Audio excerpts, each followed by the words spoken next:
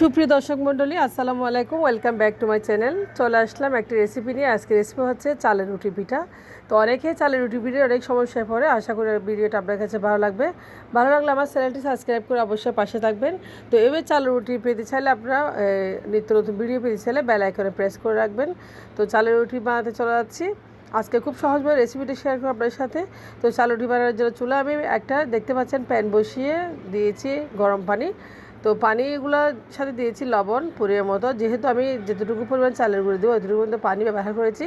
আপনারা আপনাদের মতো পানি ব্যবহার করবেন যতটুকু চালের পিঠা বানাবেন।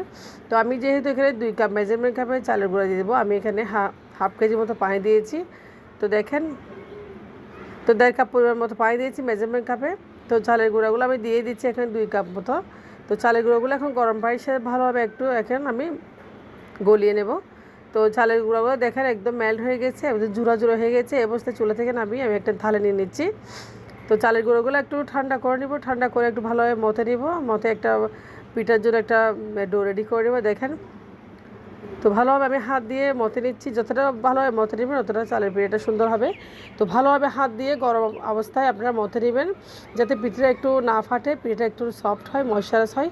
তো অনেক সময় চালের পিঠা ফেটে যায়, অনেকে টেনশন করে চালের পিঠা চারপাশে ফেটে যায় বা ছিঁড়ে যায়। তো যতই মথাবেন এবার হাত দিয়ে ততই চালের পিঠা একদম ফাটবে না, একটুও ছিঁড়বে না।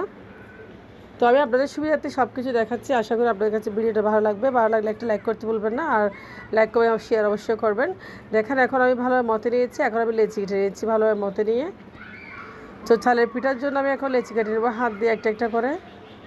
তো আমি 2 কাপ মেজারমেন্ট কাপে চালের গুঁড়া নিয়ে কতগুলো পিঠা বানাচ্ছি। দেখেন টেকনিক কাটিয়ে অনেকে চালের গুঁড়াগুলো সে হাঁড়িতে লাগিয়ে ফেলে, সেজন্য নষ্ট হয়। তো দেখেন আমি একটা চালের পিঠা আপনাদেরকে বানিয়ে দেখাচ্ছি খুব সুন্দর করে। তো আমি সামান্য পরিমাণ এখানেই নিয়েছি চালের গুঁড়া নিয়েছি পিঠাটা বেলার জন্য। আর পিঠা বেলার জন্য চালের গুঁড়ো অবশ্যই নেবেন, যেহেতু চালের পিঠা সাবধানে একটু বানালে ভালো। তো আমি যেভাবে দেখিয়েছি এভাবে আপনারা অবশ্যই রেসিপিটা ফলো করে চালের পিঠা বানিয়ে নেবেন। খুব সুন্দর ময়শ্চারাইজ হবে চালের পিঠাগুলো, দেখতে ভালো লাগবে, খেতে অনেক একদম নরম হবে। তো একটা পিঠা বানিয়েছি দেখেন খুব সুন্দর করে। তো পিঠাটা আমি আপনাদের দেখাচ্ছি, দেখেন কতটা পাতলা একদম সফট হয়েছে পিঠা। এবার সবগুলো পিঠা আমি বানিয়ে নিব। তো পাতলা হলে একটু চালের পিঠা আসলে খেতে ভালো লাগে। দেখেন সবগুলো পিঠা বানিয়ে নিয়েছি অবস্থায়। তো পিঠাগুলো আপনাদের দেখাচ্ছি একটা একটা করে। আমি অফ ক্যামেরায় সবগুলো পিঠা বানিয়ে নিয়েছি।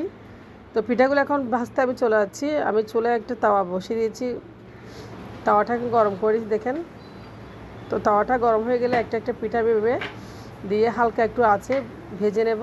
পিঠা যাতে নিচে পুড়ে না যায়, লেগে না যায়, সেদিকে অবশ্যই লক্ষ্য রাখবেন। আর পিঠা ভালোভাবে একটু ভেজে নেবেন যাতে পুড়ে না যায়।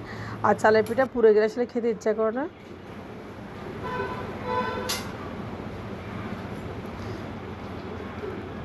তো চুলা ছোটো করে দিয়ে সবগুলো পিঠা আমি বানিয়ে নেব।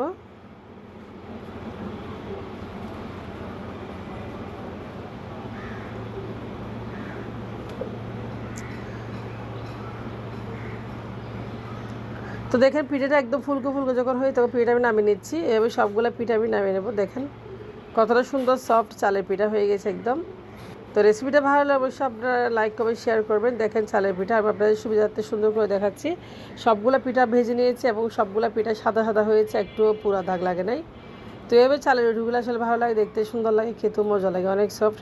আপনারা মাংস ভাজি সব কিছু দিয়ে খেতে পারেন। তো ভালো থাকবেন, আল্লাহ হাফেজ।